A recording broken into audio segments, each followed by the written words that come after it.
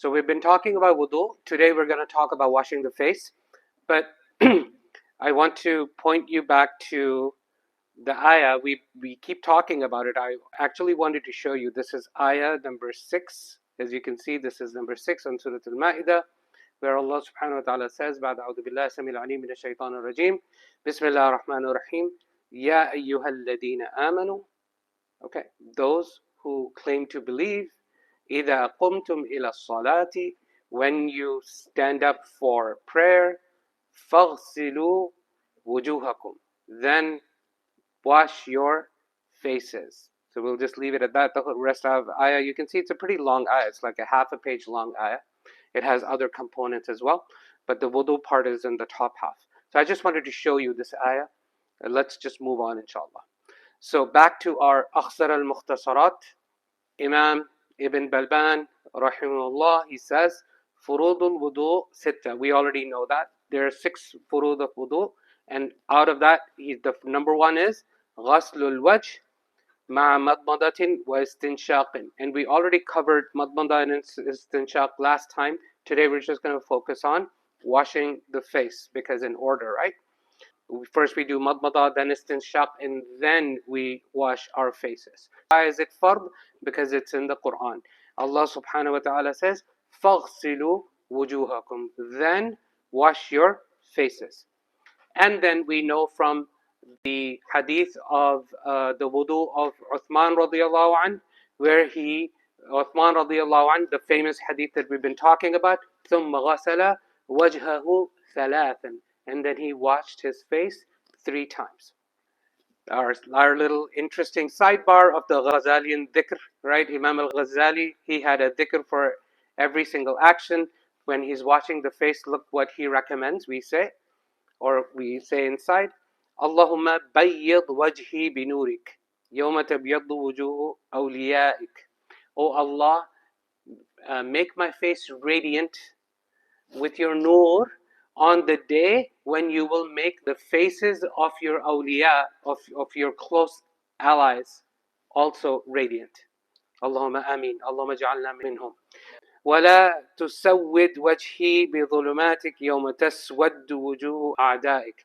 And do not darken my face with the darknesses that we talked about in our last halaqah, the inner darknesses that we have, the inner evil that we have.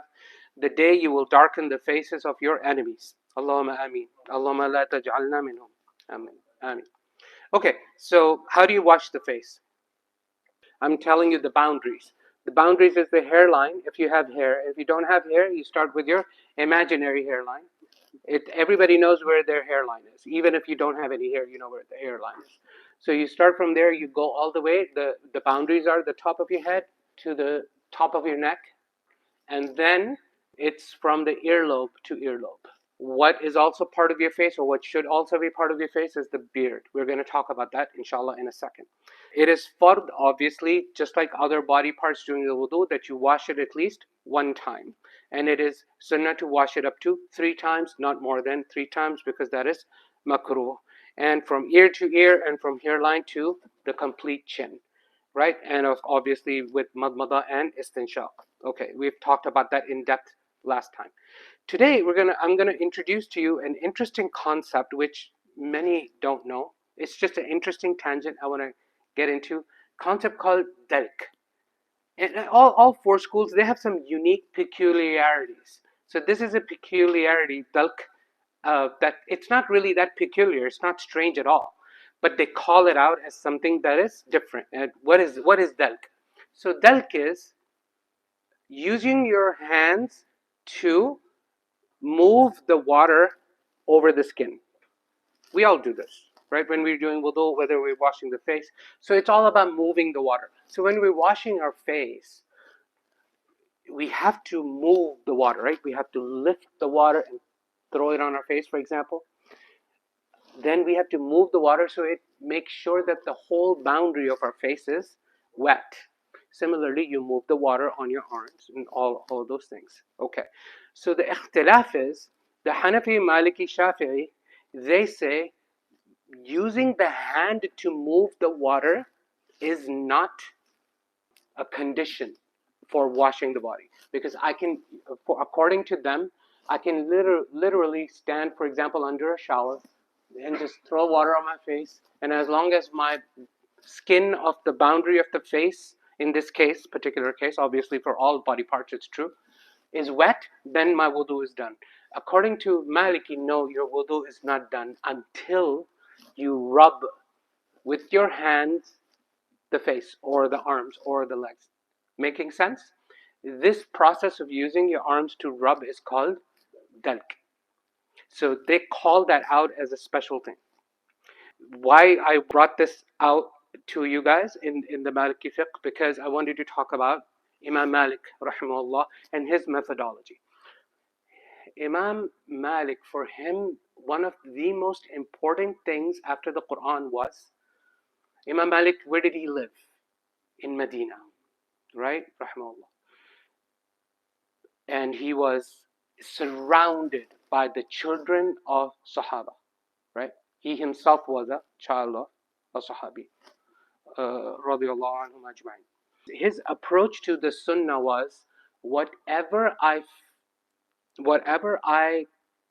can trace back to the practice of, authentically to the practice of the people of Medina, whatever Sunnah they're following, because they were the ones, the Sahaba that were in Medina, they were around Rasulullah sallallahu alaihi wasallam, and whatever they saw him do sallallahu alaihi wasallam, they did the same thing. So the boundary of the Sunnah really revolves around what he saw the people of Medina do. So this is called the Amal Ashab al-Madina, the actions of the people of Medina or Ahl al-Madina.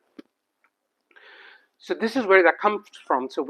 And also there's multiple things. So for him, he says ghasl means washing, by meaning implies you're gonna wash, you're not just gonna pour water on it, you're gonna wash it, you're gonna use your hands to rub. So he's saying that dalk is part of the meaning of ghasl. Others disagree. So let's just look at a few narrations here that I've captured, just three. One is the very simple one. Rasulullah sallallahu alaihi wasallam in Abi Dawud, Rasulullah sallallahu alaihi wasallam said, فَإِذَا وَجَدْتَ الْمَاءَ فَأَمِسَّهُ جِلْدَكَ. When you find water, meaning for wudu, then make sure it touches your skin. So everybody understands that. That's basic. By the way, this is where the controversy about the nail polish, not the controversy, but the hukm of the nail polish. Remember we talked about it, that the water won't touch your skin, right? And it won't roll over. So it doesn't meet that criteria. So that's the evidence for that. Now, there are evidences on the most authentic narrations where Rasulullah sallallahu alaihi wasallam didn't necessarily speak to doing the dalk. Okay, for example, in one of the stories of the miracle, a long hadith, where Rasulullah sallallahu alaihi wasallam, from little water he made a lot of water, and that happened a lot of times in the seerah.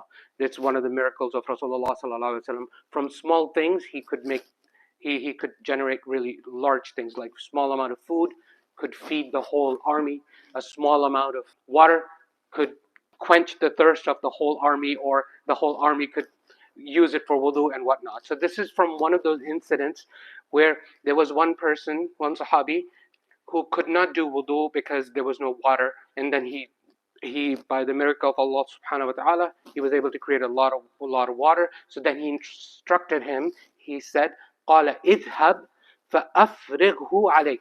Then pour this on him, the water skin, pour the water from the water skin on him. He didn't say rub it.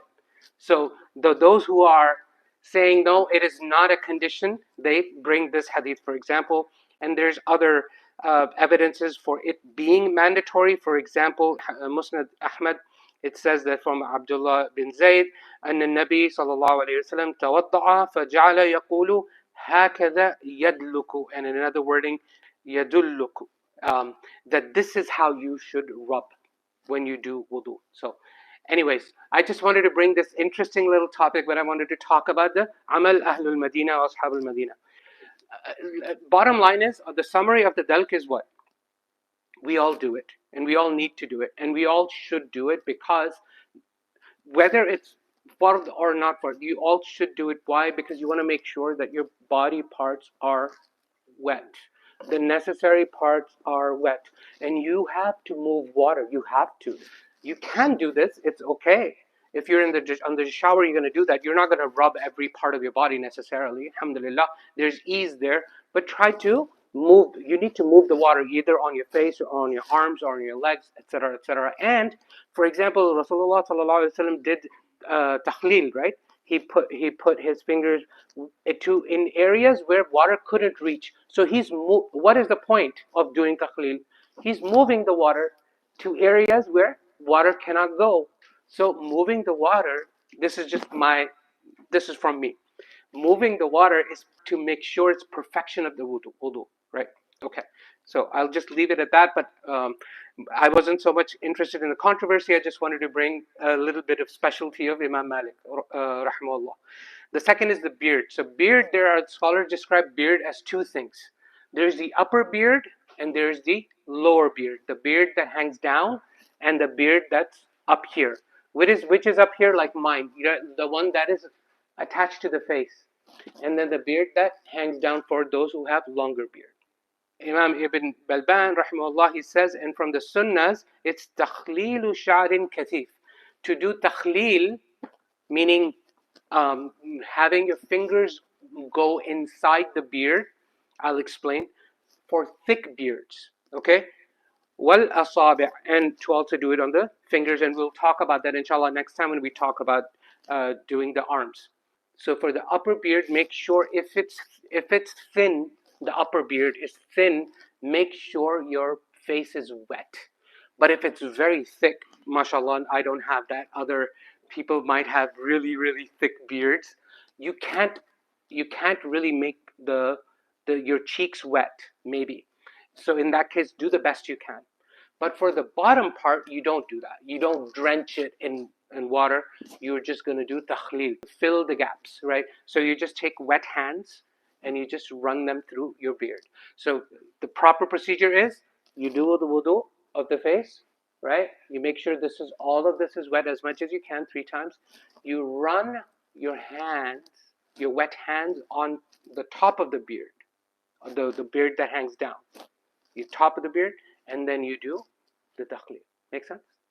Clear? Okay. A great point. I wanted to bring that too, because when you trying not to use a lot of water, then doing the dalk is definitely a necessity. Actually talked about that, how much water to use for wudu, right? The amount of water. What is the sunnah amount of water? It is 1 bottle, 120-ounce bottle, a little bit more than 1 bottle of water. So yes, if you're going to use that much to do the whole, you pretty much will have to. Yeah.